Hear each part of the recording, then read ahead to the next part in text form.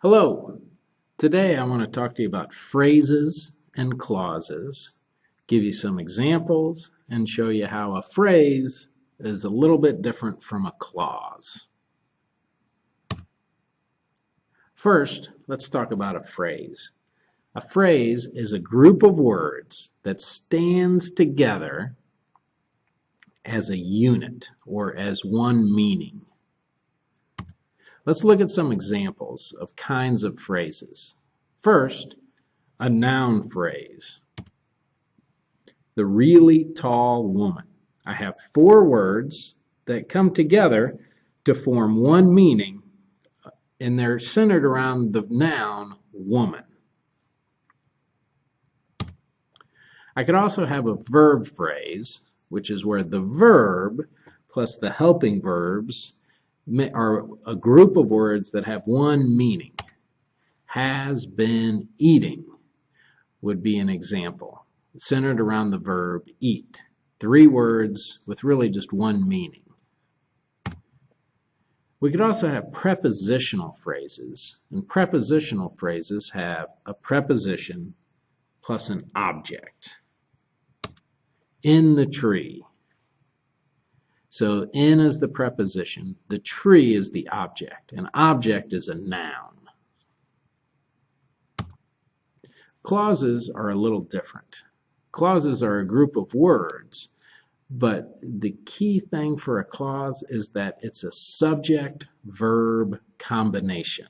A subject and a verb that come together to form one idea. If we look at the picture, the kids play. In this sentence, I have a subject, kids, and a verb, play. Those words come together to form one idea.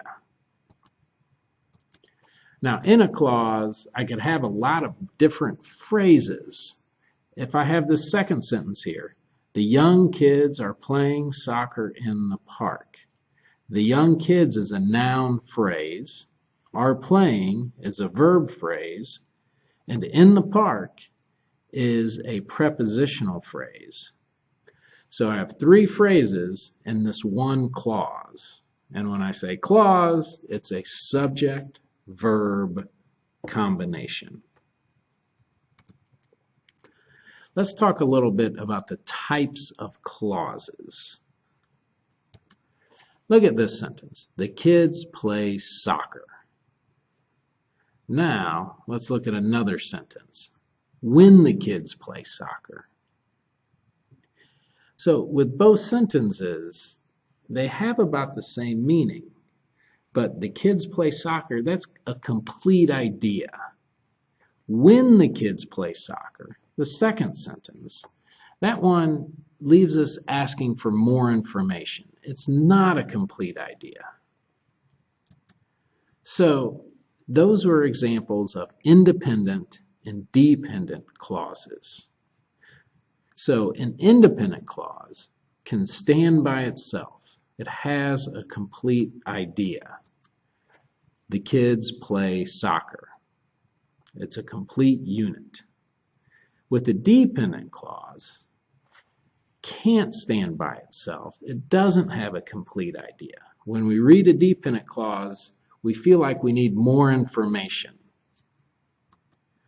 When kids play soccer.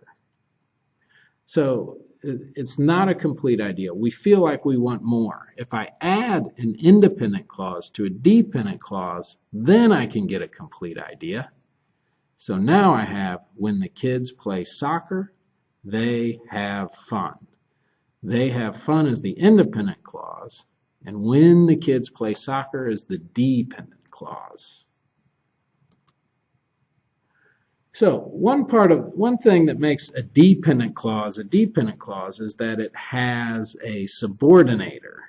In the previous sentence, the subordinator, or the previous dependent clause, the subordinator is when. Another subordinator that we use a lot is because. Similar to because, I have the prepositional phrase because of. So because is followed by a subject and verb. So it introduces a dependent clause. because of is followed by just an object. So it is a prepositional, it's a preposition that begins a prepositional phrase. This is a good example because and because of have the same meaning, but the way they work in a sentence is a little bit different. Let's look at this sentence. She is swimming blank the hot weather. Which one would you put in this sentence? If I look after the blank, I see the hot weather. That's just a noun. There's no subject-verb combination there. So for this one, I will put because of. Let's look at the second sentence. She is swimming, the weather is hot.